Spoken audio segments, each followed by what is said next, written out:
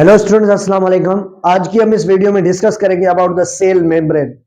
Cell membrane को discuss करेंगे और डिटेल से डिस्कस करेंगे कि सेल मेम्ब्रेन में कौन कौन सी चीजें पाई जाती हैं और सेल मेम्ब्रेन का फंक्शन डिस्कस करेंगे। वीडियो को लाइक करें, चैनल को सब्सक्राइब करें ताकि न्यू वीडियोस आप तक पहुंचे। तो चलिए स्टार्ट करते हैं हम सेल मेम्ब्रेन। ये जो सेल मेम्ब्रेन है उसकी जो स्ट्रक्चर है, बेसिकली ये जो सेल मेम्ब्रेन है, हमें ये सिंपल कॉन्सेप्ट पता है कि it is outer layer of the cell and it is made up of phospholipid bilayer. ये फास्फोलिपिड बाइलेयर से मिलकर बनी होती है। आप देख रहे हैं कि ये फास्फोलिपिड है, ये एक लेयर, ये दूसरा उसका लेयर, ये इसका आउटर लेयर और ये इसका इंटर लेयर। अब अगर हम इसको निकालें तो ये एक बन जाता है हमारे पास क्या, ये स्ट्रक्चर जो हमने बनाई है यहाँ पर कि दिस इज कॉल्ड, ये जो हमारे पास आई गई, दिस इज कॉल्ड फास्फोलिपिड। ये हमारे पास क्या है, फास्फोलिपिड है। इस फास्फोलिपिड्स के कितने लेयर्स होते हैं, दो layer, one outer layer and other is inner layer. दो लेयर से ये लेयर, ये दूसरा लेयर। तो इसीलिए हम बोलते हैं कि plasma membrane is phospholipid bilayer. Plasma membrane क्या है, फास्फोलिपिड बायलेयर है। ये जो हमारे पास फास्फोलिपिड होता है, इसकी जो ये ऊपर वाली जो आपको ये हेड नजर आ रही है, दिस हेड इज, ये जो हेड है, ये इसको हम बोलते हैं क्या, this is called hydro hydrophilic. इसे हम क्या बोलते हैं कि ये क्या है, हाइड्रोफिलिक इन नेचर होती है। और उसके बाद ये जो इसकी टेल है जो फैटी एसिड से मिलकर बनी होती है, तो इसे हम क्या कहते हैं कि ये क्या है, हाइड्रोफोबिक इन नेचर है। ये क्या है, हाइड्रोफोबिक इन नेचर। यानी इससे क्या होता है, ये वाटर लविंग होती है, ये वाटर लविंग नहीं होती है। ये पोलर इन नेचर होती है, ये क्या होती है, नॉन पोलर इन नेचर। अब ये क्वेश्चन पैदा होता है, तो पहले हम स्टार्ट करते हैं अबाउट द स्ट्रक्चर, फिर बाद में इसको डिटेल में डिस्कस करते हैं। ये जो प्लाज्मा मेम्ब्रेन है, प्लाज्मा मेम्ब्रेन की जो स्ट्रक्चर है, it consist of three main things, three main components. Number first, membrane lipid, second one is membrane protein and third one is the glycocalyx. ये तीन चीजें मौजूद होंगी, membrane lipid, membrane protein and glycocalyx. यानी ये इस सारी मेम्ब्रेन के अंदर आपको यहां तो मिलेगा तो मेम्ब्रेन का लिपिड मिलेगा, या मेम्ब्रेन में मिलेगा तो प्रोटीन या ग्लाइकोकेलिक्स मिलता है। ओके, तो अब हम देखते हैं कि ये जो मेम्ब्रेन है फास्फोलिपिड बाइलेयर, ये दो लेयर्स की बनी होती है। उसमें नंबर फर्स्ट पर हम देखते हैं कि मेम्ब्रेन में क्या होता है, लिपिड होता है। लिपिड कौन सा होता है, जिसको हमने पहले भी डिस्कस किया है कि मेम्ब्रेन क्या है, फास्फोलिपिड बाइलेयर। लेकिन उसमें लिपिड में कौन सी चीजें होती है, लिपिड में एक फॉस्फेट होता है, फैटी एसिड एंड कोलेस्ट्रॉल। ये लिपिड्स की चीजें शामिल होती हैं प्लाज्मा मेम्ब्रेन में। तो हमारे पास जो बनता है फॉस्फेट, अगर इसको देखें कि ये इसका आउटर लेयर है, ये इसका इनर लेयर है। ये जो आउटर लेयर है इसमें जो फॉस्फेट पाया जाता है, ये फॉस्फेट, इसमें जो फॉस्फेट पाया जाता है यानी फास्फोलिपिड जो पाया जाता है, उसको हम बोलते हैं फास्फोटिडाइल कोलिन। ये पाया जाता है फास्फोटिडाइल कोलिन। ये कौन से सरफेस पर, इस ऊपर वाले सरफेस पर। यानी दो लेयर है ना, एक inner layer and outer layer. ये जो आउटर लेयर है वो फास्फोलिपिड का तो बना हुआ है, लेकिन कौन सा फास्फोलिपिड, फास्फोलिपिड में से एक खास किस्म जिसका नाम है फास्फोटिडाइल कोलिन से बना हुआ है, फास्फोटिडाइल कोलिन। उसके बाद इसके अंदर यानी ये जो इनर पोर्शन है, इसमें दो किस्म के जो है फास्फोलिपिड्स हमें देखने को मिलते हैं। एक मिलता है हमें फास्फोटिडाइल फास्फोटिडाइल सीरीन, और दूसरा हमें मिलता है फास्फोटिडाइल सीरीन के अलावा जो हमें मिलता है वो होता है फास्फोटिडाइल इथेनॉल अमाइन। इथेनॉल अमाइन, ये जो होते हैं, ये एक खास किस्म का फास्फोलिपिड होता है जो मेम्ब्रेन के अंदर पाया जाता है। उसके आउटर सरफेस पर जो पाया जाता है वो होता है, ये किस सरफेस पर होता है, this is on the outer. ये हमें आउटर सरफेस में मिलता है। और ये हमें किस जगह पर मिलता है, this is found, this both are found basically in inner surface of phospholipid. ये इनर में हमें मिलते हैं। एक क्या है फास्फोटिडाइल कोलिन, दूसरा क्या है phosphatidyl serine and phosphatidyl ethanolamine. Okay, तो पहली चीज हमारे पास ये आ गई कि मेम्ब्रेन में क्या होता है, लिपिड होता है जिसमें फॉस्फोलिपिड शामिल होता है, फॉस्फेट में से ये चीजें शामिल होती है। उसके बाद हमारे पास होते हैं फैटी एसिड, यानी ये जो आप देख रहे हैं कि ये फास्फो और ये जो हमें नजर आ रही है जो फिंगर लाइक प्रोजेक्शन से, ये जो फिंगर लाइक प्रोजेक्शन आपको नजर आ रही है इस जगह पर, ये लाइंस जो आपको नजर आ रही है finger like projections, these are called fatty acids. ये फैटी एसिड से मिलकर बनी होती है। अब यहाँ जो फैटी एसिड पाया जाता है मेम्ब्रेन में वो भी दो किस्म का पाया जाता है, saturated and unsaturated. Saturated fatty acid या अनसेचुरेटेड फैटी एसिड,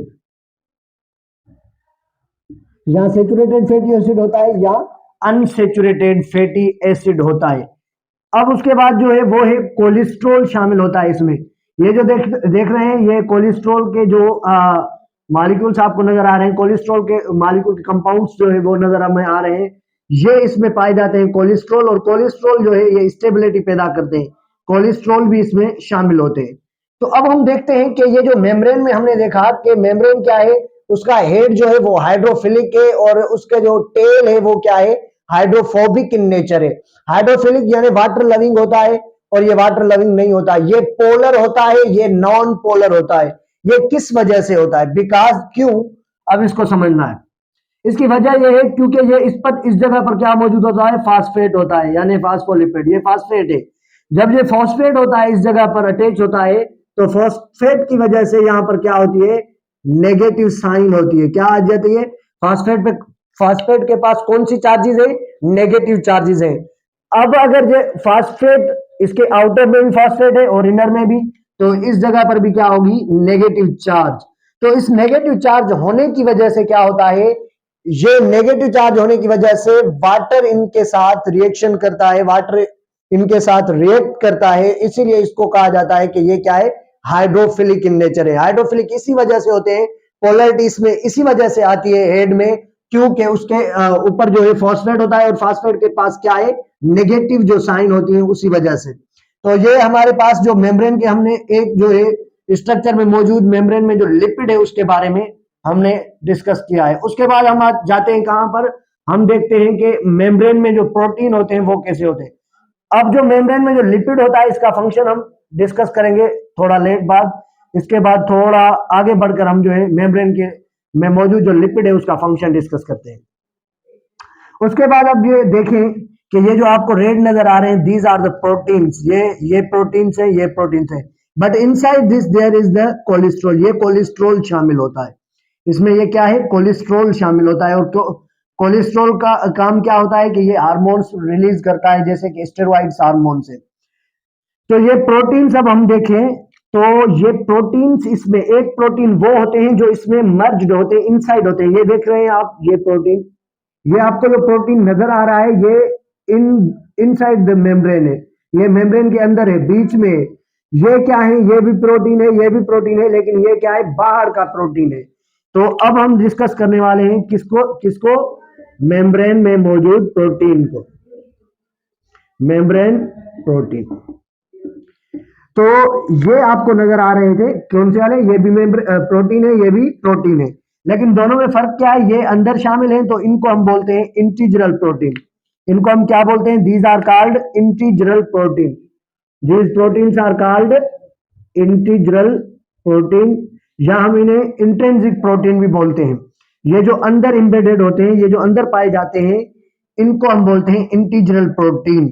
ये क्या काम करते हैं, ये एक्सचेंज ऑफ मटेरियल करवाते हैं, यानी फैसिलिटेट जो डिफ्यूजन होती है, कुछ मॉलिक्यूल की जो डिफ्यूजन होती है वो थ्रू द चैनल्स होती है, ये चैनल्स का काम करते हैं, ये कैरियर मॉलिक्यूल्स का काम करते हैं। ये जो है एक पाथ होता है जिसके जरिए जो मॉलिक्यूल्स इस जगह से आ नहीं सकते वो थ्रू दिस चैनल जो है उनकी अंदर मूवमेंट होती है और अंदर से बाहर जाते हैं। क्यों, क्योंकि कुछ ऐसे भी मॉलिक्यूल्स होते हैं जो लार्जर इन साइज होते हैं, जो साइज में क्या है, बड़े हैं, एक नंबर फर्स्ट। और दूसरी ये भी चीज होती है कि वो क्या होते हैं कि वो सॉल्युबल नहीं होते, यानी फैट सॉल्युबल नहीं होते। तो फिर क्या होता है, फिर वो जो है वो यहाँ पर अटक जाते हैं। तो इसी वजह से इनको ये पाथ चाहिए होता है। तो ये चैनल प्रोटीन्स होते हैं, यही वो प्रोटीन्स होते हैं जो इनको पाथ देते हैं, जिन्हें हम चैनल आइन आइन चैनल्स भी बोलते हैं, और ट्रांसपोर्ट प्रोटीन्स भी बोलते हैं। ये है इंटीग्रल प्रोटीन्स जो बाइंड होते हैं इंटरनल, ये जो इन बिटवीन होते हैं। ओके, उसके बाद हमारे पास आ जाते हैं दूसरे प्रोटीन, ये भी आप देख रहे हैं कि ये है कहाँ, बाहर नजर आ रहे हैं। कहाँ नजर आ रहे हैं, बाहर, मेम्ब्रेन के बाहर। ये भी बाहर, ये भी बाहर। बाहर का मतलब है कि आउटर सरफेस पर। तो इसीलिए हमने इनको कहा, हम इसे क्या कहेंगे, इनको कहेंगे हम पेरिफेरल प्रोटीन। पेरिफेरल प्रोटीन होते हैं, या इन्हें हम एक्सट्रिंसिक प्रोटीन भी कहते हैं। ये एक्सट्रिंसिक प्रोटीन, पेरिफेरल प्रोटीन होते हैं, ये जो आउटर सरफेस पर मौजूद होते हैं, इनको हम क्या बोलते हैं, ये पेरिफेरल प्रोटीन होते हैं। तो ये था हमारे पास प्रोटीन के हवाले से कि मेम्ब्रेन में प्रोटीन्स पाई जाती हैं दो किस्म के, एक इंटीग्रल और उसके बाद पेरिफेरल प्रोटीन। तो मेम्ब्रेन में दो चीजें हमारी क्लियर हो गई, एक लिपिड का होना और दूसरा प्रोटीन का होना। अब तीसरी चीज है हमारे पास, वो है ग्लाइकोकेलेक्स। अब देखते हैं कि ग्लाइकोकेलेक्स क्या होता है। ये जो टर्म ग्लाइकोकेलेक्स आपको नजर आ रहा है, glycocalyx is composed of glycoprotein and glycolipids. यानी जो ग्लाइकोलिपिड्स होते हैं, जो ग्लाइकोप्रोटीन्स होते हैं, they combinedly form the glycocalyx. ये ग्लाइकोकेलेक्स बनाते हैं। जैसा आप यहाँ देख रहे हैं कि ये हमारे पास क्या है, सेल है। सेल के ऊपर ये जो आपको प्रोजेक्शंस नजर आ रही है, ये जो स्ट्रक्चर्स नजर आ रही है बाहर रेड कलर में, दीज आर द ग्लाइकोकेलेक्स। यानी ये क्या है, ग्लाइकोकेलेक्स है। ये ग्लाइकोकेलेक्स किससे बनता है, इसमें कुछ ग्लाइकोप्रोटीन्स होते हैं और कुछ ग्लाइकोलिपिड्स होते हैं, तो इनसे बनता है। तो अब देखते हैं कि पहले हम डिस्कस करेंगे कि ग्लाइकोलिपिड्स का फंक्शन क्या होता है, फिर हम डिस्कस करेंगे कि मेम्ब्रेन में मौजूद जो है वो लिपिड का क्या काम क्या होता है, यानी लिपिड किस काम के लिए होता है, वो भी देखते हैं। अब हम ग्लाइकोकेलेक्स को देखें, यानी ग्लाइकोप्रोटीन और ग्लाइकोलिपिड्स को, इनका काम क्या होता है। It maintains the stability of the membrane, यानी मेम्ब्रेन की स्टेबिलिटी करवाते हैं। हैविंग स्पेसिफिक रिसेप्टर्स, इनके पास क्या होते हैं, खास किस्म के रिसेप्टर्स होते हैं जो एंटीपैथोजन के तौर वर्क करते हैं, एंटीजेंस के तौर वर्क करते हैं। क्या करते हैं, जब भी बैक्टीरिया, जब भी कोई वायरस, जब भी कोई फॉरेन सेल हमारे बॉडी के अंदर सेल में आ जाता है, तो फिर उसको डिटेक्ट करते हैं, उससे अटैचमेंट बनाते हैं। अटैचमेंट बनाकर उससे रिसेप्टर्स पर जैसे ही वो अटैच होंगे, तो फिर बाद में क्या आएंगी, उस सेल के अंदर चेंजेस आएंगी। वो जो है उस पैगाम को लेगा और फिर बाद में उसको डिस्ट्रॉय करना शुरू हो जाएगा। हमारा इम्यून सिस्टम क्या हो जाएगा, एक्टिव हो जाएगा। तो ये हम पढ़ेंगे डिटेल से इम्यूनोलॉजी में। तो ये कैसे होता है, इसका फंक्शन कैसे होता है, किल कैसे करता है, व्हाइट ब्लड सेल कैसे काम करते हैं, ये इम्यूनोलॉजी में इंशाल्लाह पढ़ेंगे जब इम्यून सिस्टम देखेंगे। तो एज एंटी पैथोजिन, आप देख रहे हैं यहाँ पर क्या है, पैथोजिन आया, इसके पास क्या है, एक खास किस्म का क्या है, रिसेप्टर है।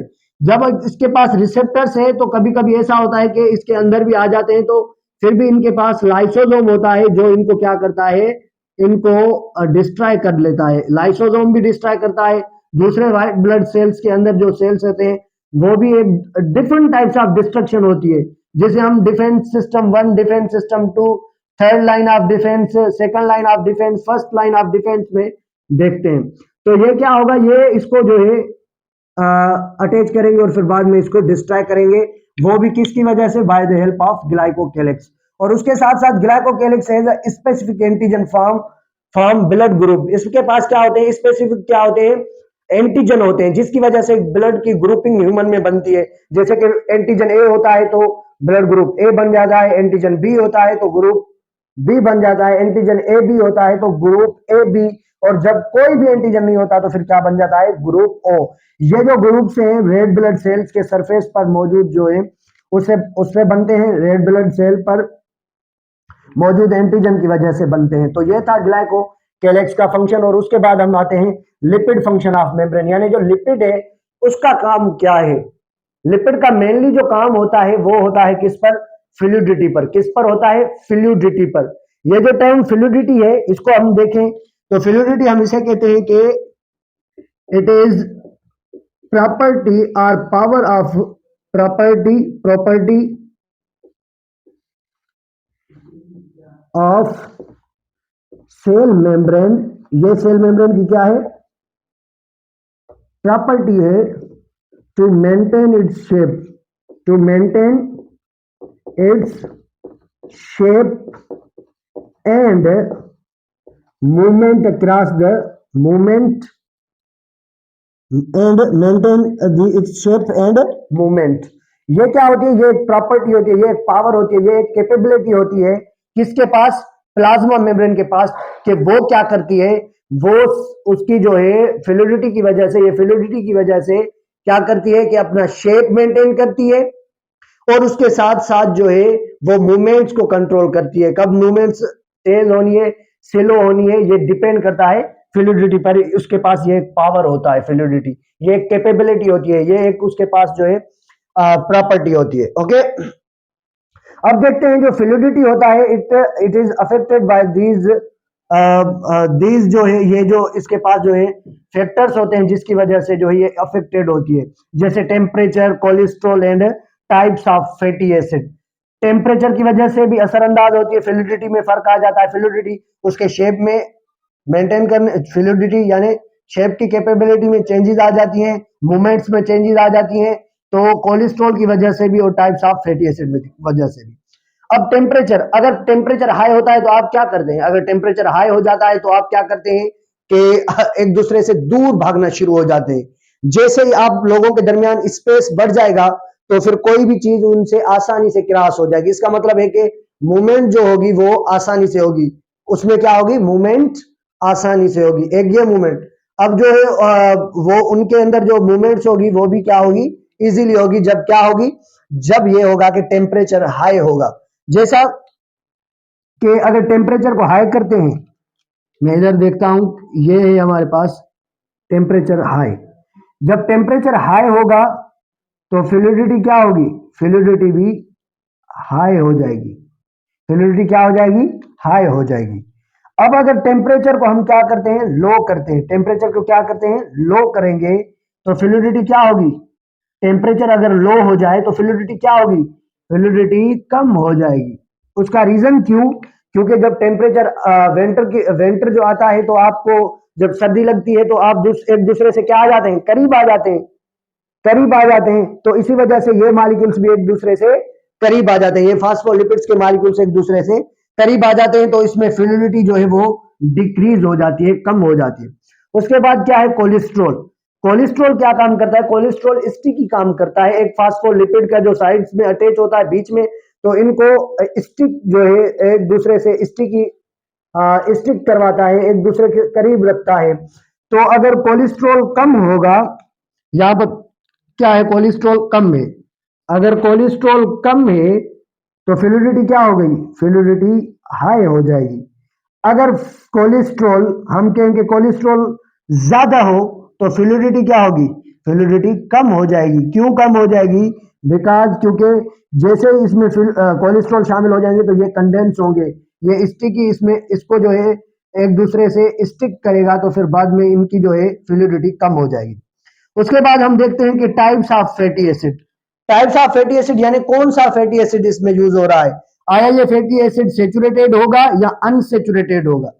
अब अगर देखें कि अनसेचुरेटेड अगर जो भी होगा फैटी एसिड, यानी फैटी एसिड अगर अनसेचुरेटेड होगा तो फिर ये आपस में नहीं जुड़ पाएंगे अच्छे से, ये आपस में जुड़ नहीं पाएंगे, तो इनमें स्पेस हो जाएगा, ये एक दूसरे से दूर हो जाएंगे, तो इनमें फ्लूइडिटी क्या हो जाएगी?